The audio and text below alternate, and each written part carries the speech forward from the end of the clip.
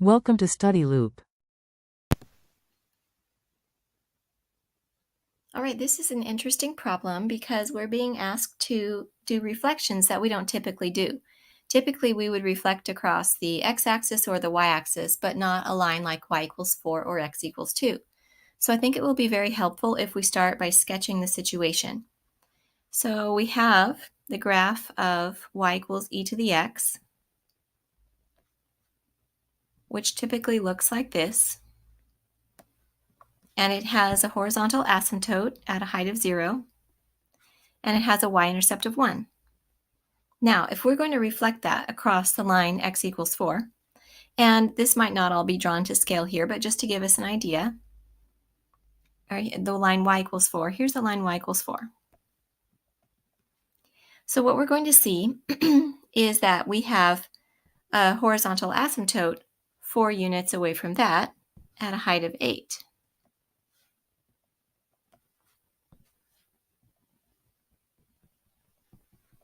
And we're going to see that we have a y-intercept at a height 1 unit from that, 7.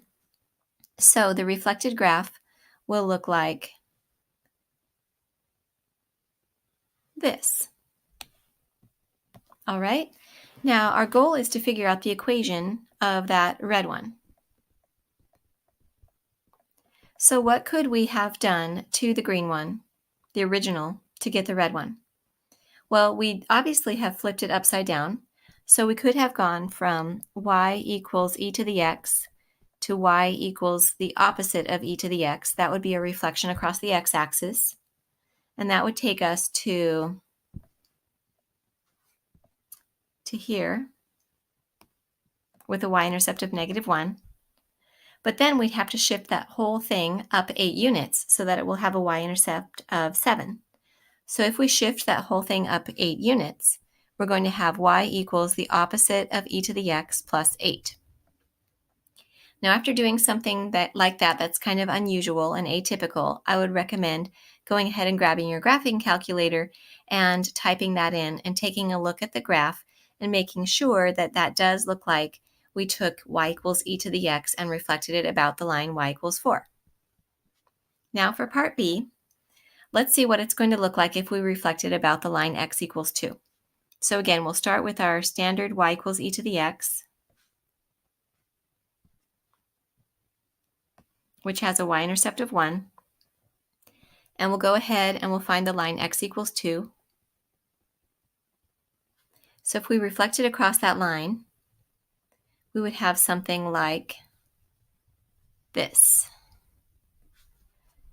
And we would have a point that's the reflection of the point 0, 1. That point would be 4, 1.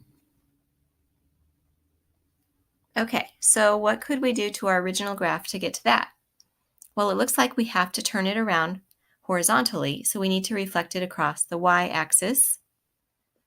So that's going to give us the equation y equals e to the negative x, or e to the opposite of x, if we reflect our original graph across the y-axis. So now we have this. And then we're going to have to move that thing 4 units to the right, so that instead of having a y-intercept or a point at a height of 1, we have a point at a height of 1 4 units to the right. So that means we're going to go ahead and actually subtract 4 from x. Just from x, leave the negative on the outside. That's the confusing part. And if you're not sure about that, you can try either putting a +4 or a -4 and then graphing it in your calculator and making sure that you get it to look like it went the correct direction.